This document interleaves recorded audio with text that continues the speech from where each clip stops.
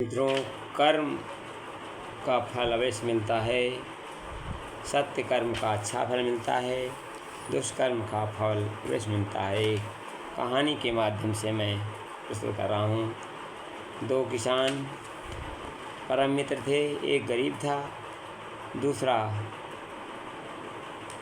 अमीर था।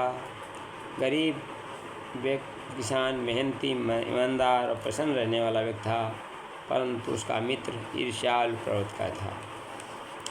नया वर्ष आने पर दोनों एक दूसरे को बधाई देने पहुँचे। पहले वाले ने कहा, मैंने सपना देखा है कि मेरा भाग्योदय होने वाला है।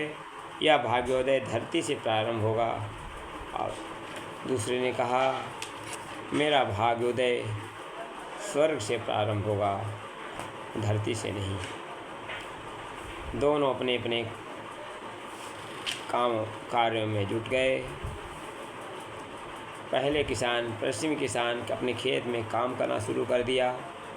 वो जानता था कि अपना हाथ जगन्नाथ, नए साल शुरू हुए कई दिन बीत गए थे। आलस करने से काम नहीं चलेगा। काम करते करते दोपहर हो गई। तभी उसका फावड़ा एक पत्थर से टकरा गया। उसे आश्चर्य हुआ, ये पत्थर कहाँ से आ गया। पत्थर हटाया, उसने देखा नीचे एक कलश दबा है। उसमें सोने के सिक्के भरे पड़े हैं। उसका चेहरा चमक उठा।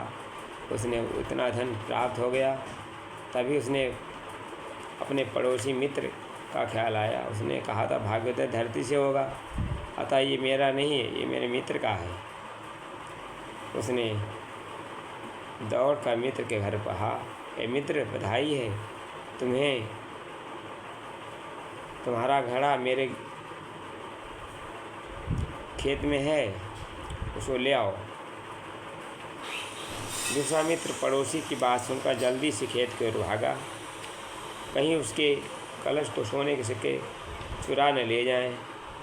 पैरों में पंख लग गए। पहला शक तो था कि पड़ोसी ही उसके ले जाएगा। खेत में उसके घड़े जाकर उसने देखा, पत्थर की नीचे झाँका तो बड़ा कलश चमकता हुआ दिखाई पड़ा। बड़े उत्साह से कलश को निकाला, अपने घर ले आया। कलश बहुत भारी था। पत्नी उस कलश को देखकर प्रसन्न हो गई। तो उन्होंने मिलकर कलश के ढक्कन को उठाया तो होश उठ गए और डर का चिल्ला उठा दे।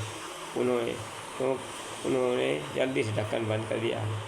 बड़े खेत वाले लालची किसान को बहुत गुस्सा आया। उसने सोचा, मेरे पड़ोसी ने मेरे साथ मजाक किया। सांपों से भरे कलश को सोने का सिक्का बताकर मेरा माफल उठाया। गुस्से में भरकर उसने अपने मित्र के छत पर जाकर चिमनी में वह कलश उल्टा कर डाल दिया। उसके पड़ोसी के घर में छत से सीढ़ी से चिमनी से द्वारा वो सिक्के गिरने लगे। इसे देखकर वह पड़ोसी मित्र हतभम्ब हो गया। उसने प्रभु को धन्यवाद दिया, हे भगवान, हाँ, आपकी कृपा से हम पड़ोसी दोनों लोग संपन्न हो गए। आपको कोटि कोटि धन्यवाद। कहते हैं, कर्म गति टारे नहीं टरी, विधि ना कर्म गति टारे। कर्म का फल अवश्य मिलता है। सत्य का विजय देर से होती है। परिश्रम का फल मीठा होता है। इस कहानी से शब्द हमें परिश्रम करना चाहिए और किसी से ईर्ष्या न करें, तभी हमारा जीवन सफल होगा। मेरी बात के माने दो, अच्छे लगे अपना लो, नहीं तो जाने दो। धन्यवाद।